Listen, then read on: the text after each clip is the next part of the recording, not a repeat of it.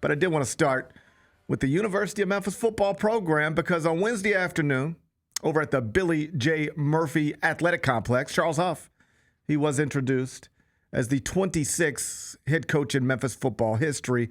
And the reviews are in. By all accounts, he handled that stage really, really well. We'll see if he can win an American championship, which was the stated goal by both Charles Huff and Dr. Ed Scott, the athletic director. But there's no doubt he can hold a crowd with a microphone because I attended yesterday's press conference and I watched him do it remarkably well. Big Bet Bennett, it's good to see you on a Thursday morning. You too, man. What'd you make of your new football coach's introductory press conference? I mean, he got me fired up.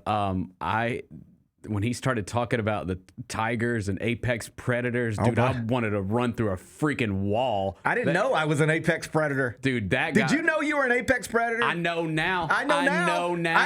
Yeah, I know now. I walked out of there wanting to eat something. Yes, I know now. No, that was exciting. I totally just, again, like, we'll see how it goes on the field, but just hearing him talk yesterday, long form, like it totally makes sense why they liked this guy and why they wanted to bring him in here, just because he has like real confidence, man. Like that, like he knows what he wants to do and he'll tell you. And I was excited about it. Yeah. I had told you previously I'd never met Charles Huff, but I had talked to people who did know Charles Huff, and they consistently told me, yes, he's a great football coach, great fit, perfect, all that stuff. But in addition to that, he will kill this press conference. The press conference is not the most important thing. Winning football games is the most important thing, right, specifically championships. But I was told to expect good things at the press conference, and he obviously delivered. But before we get to the substance of, what he said and how he said it, I will just say it was nice just to be back on campus. Like I've said before, I don't get over there as much as I'd like. I spent some good years bouncing around that place. So it's always nice to get over there just to see it again and see some familiar faces. Like I got there a little early, and the first person I see is Bob Wynn, who, of course, longtime staple over in the athletic department there. I think Bob started working there in 1975. Oh, how about that? So he's seen it all. He'd been there 20 years before I even showed up to be a student. But when I was a student, you need a football credential, or you need to see what time practice is. Can you get, the coach after practice? The person you reach out to, that's Bob Wynn for all those years. And I just remember how kind he always, I was just a college kid, probably looking and acting and sounding a lot like a college kid.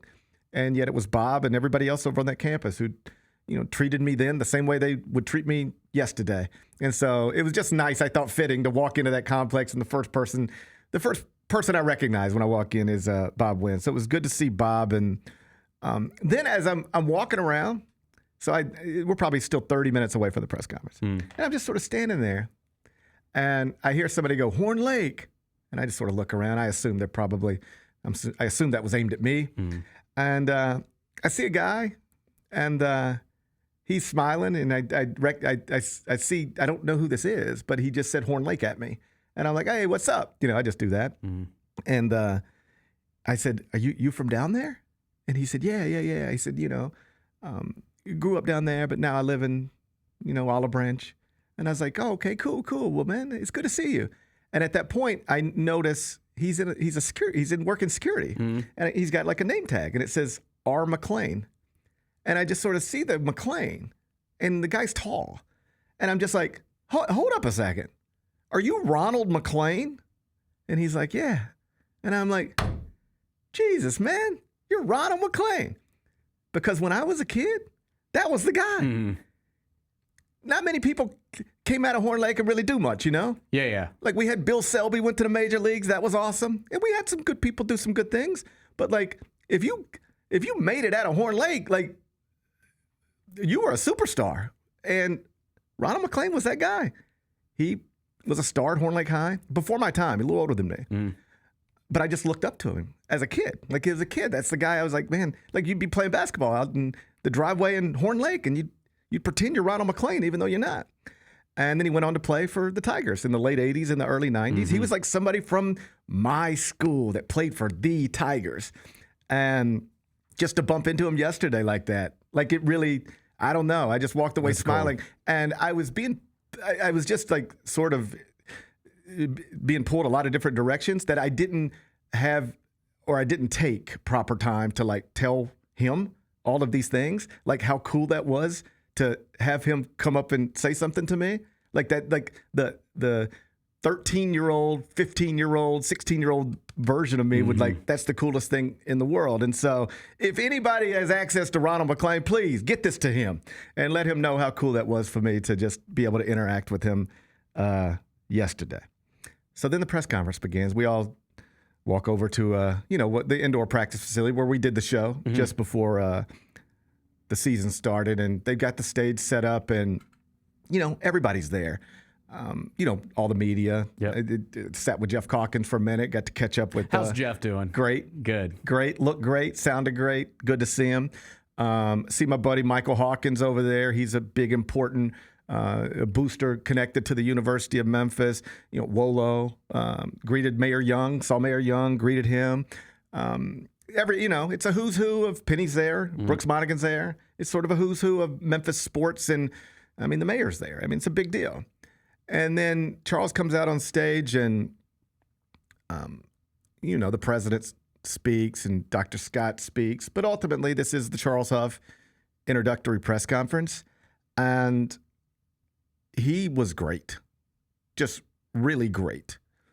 And touched on all of the right notes. And I think the quote that's gotten the most attention is the one where he said, "So why am I here?" He sort of set the whole thing up like I'm going to, pose questions and then I'll answer myself, which is a pretty, like that's a good instrument to use when you are just talking to a crowd, because some people struggle just to talk to the masses, just start talking, you don't know where to go. But if you can think of it as, I'm just answering questions. Yeah, but there's nobody asking questions. Well, then I'll ask myself questions. I do this sometimes when we do like a 45-second stand-up, and they'll be like, all right, GP, count you in, 3, 2, 1. Now just give us 45 seconds on Arizona being number 1 in the AP poll, like one of those type of things. And I'll say, can you just ask me what I think off cam? Just ask me, what do I think about Arizona being number 1 in the AP poll? And then hit record and I'll start talking. It's an easier thing to answer a question than it is to just talk. So he was using that device, I thought, effectively, asking himself questions and then answering them. So he gets to this one moment and he says, so why am I here? What's the mission? And he says, I'm here to close the gap. That's the mission. Close the gap. We've been good. We've won a lot of games, but it's time to win a championship. And you get the expected applause there. And Dr. Scott had earlier in the press conference said something very similar. Our goal here is to compete for and win conference championships in a way that positions us to be in the college football playoff. That's the goal every year. The unsaid part being, and that ain't what we've been doing. I did think it was interesting. No mention of Ryan Silverfield whatsoever, not by anybody. But indirectly, just about everybody referenced the fact that he never coached in a conference championship game and by extension never won a conference championship. And everybody on that stage yesterday made it clear that is the expectation at Memphis. Anything short of that right now is a failure, and Charles Huff did not shy away from it. That's what I'm here to do. That's what I'm going to do because I know how to do it. I've won a conference championship as a head coach. I've been a part of conference championships as an assistant coach. I've worked with two of the best winners, biggest winners in modern college football, if not college football history, without stipulations. Nick Saban is widely regarded as the GOAT, and I know James Franklin maybe couldn't get the big one done, but go look at winning percentages over the past decade and all that type of stuff. I've been around some of the best football coaches in the country. I've been a part of some of the biggest football brands in the country. I've done it with other people. I've also done it when I'm the guy in charge. I'm not telling you what I think I can do. I'm telling you what I know I can do because I've already done it. Different places, sure. But, and he didn't say this exactly, but the implication was, because he did say this exactly. This is the first time I've ever taken a head coaching job where the thing wasn't broken. Every other job I took, Marshall, Southern Miss, broken. I had to go in there and really fix some stuff. This is not broken.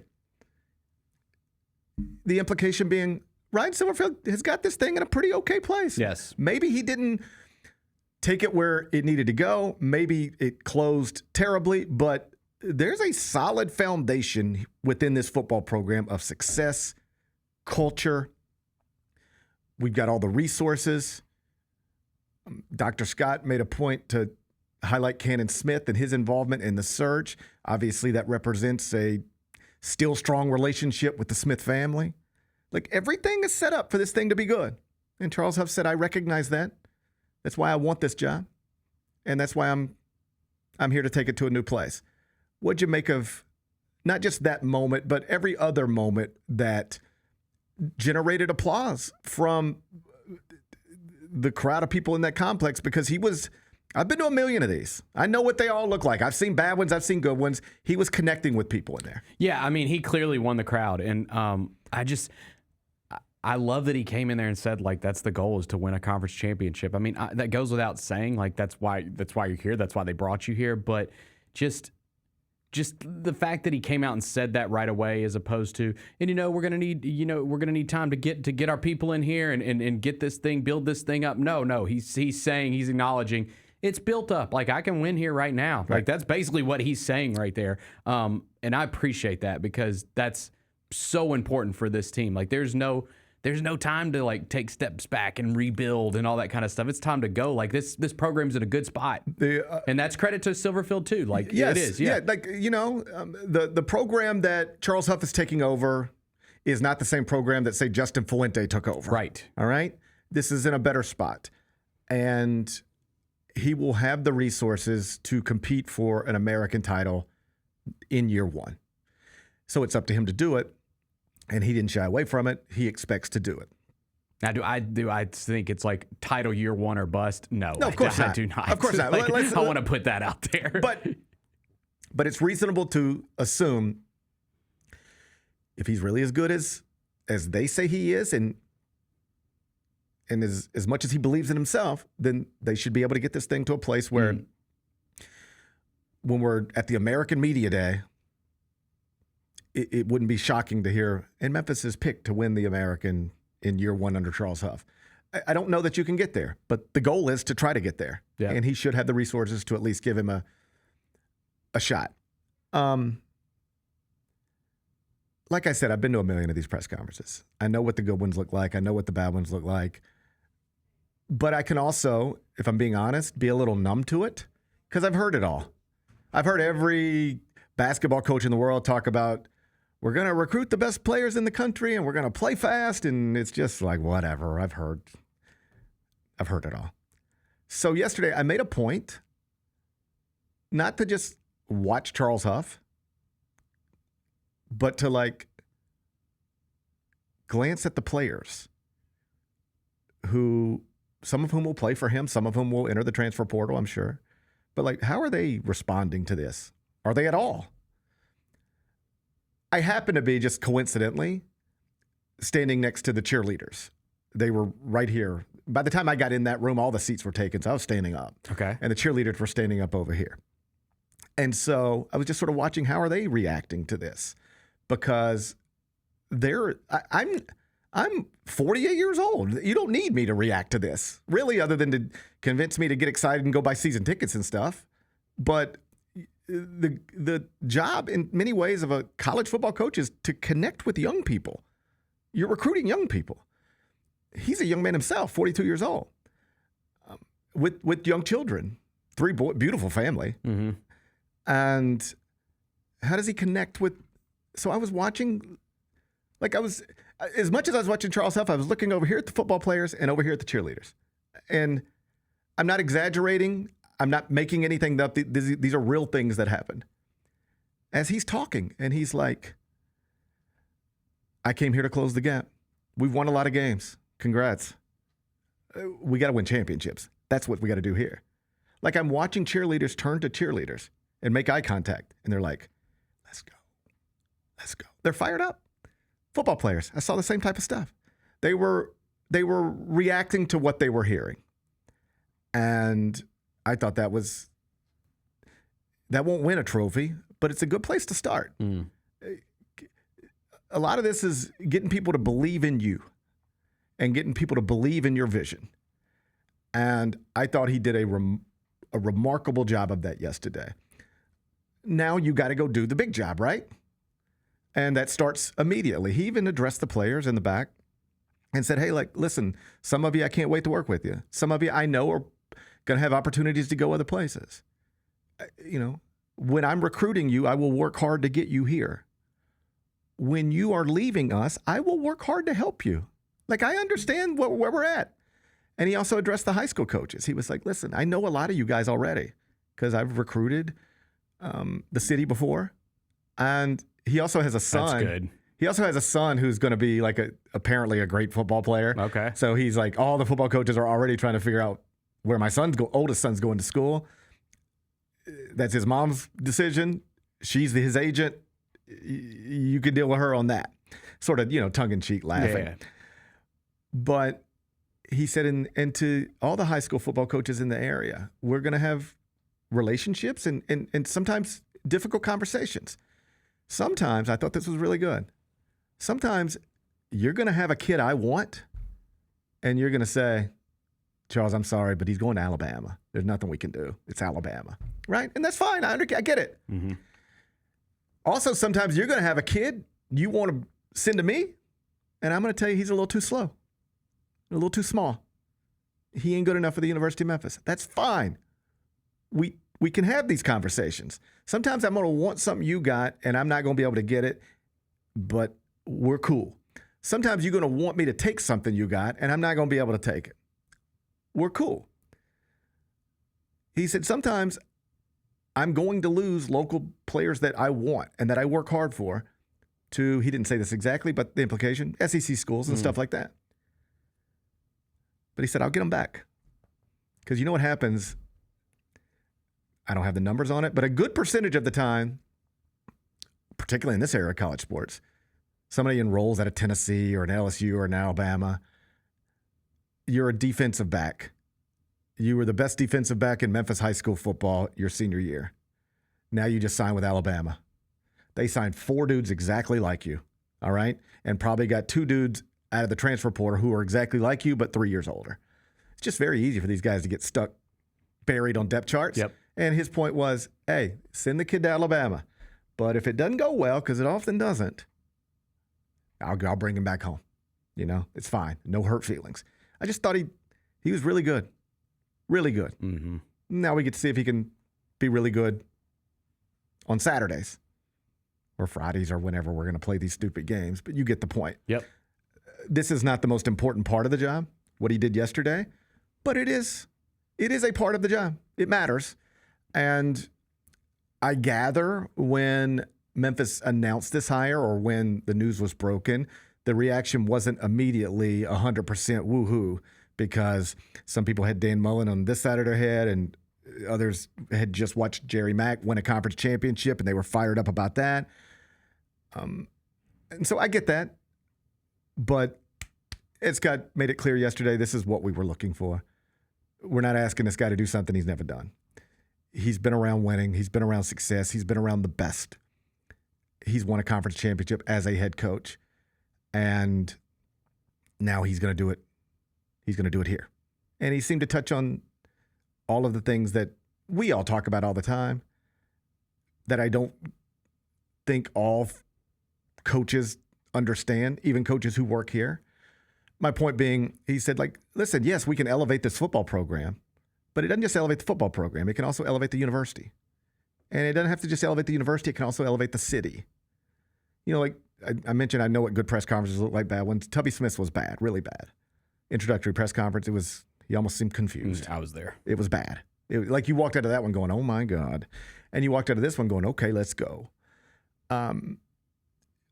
It's important to be able to connect with people in this way. And he was able to do it in a way that I thought worked. He was effective. He was an effective speaker. So no matter how you felt when you first heard Charles Huff's going to be the 26th head coach of the Memphis football program, I bet you if you watched that yesterday or even just read the quotes or saw the clips, you walk away from it going, all right, okay, let's see.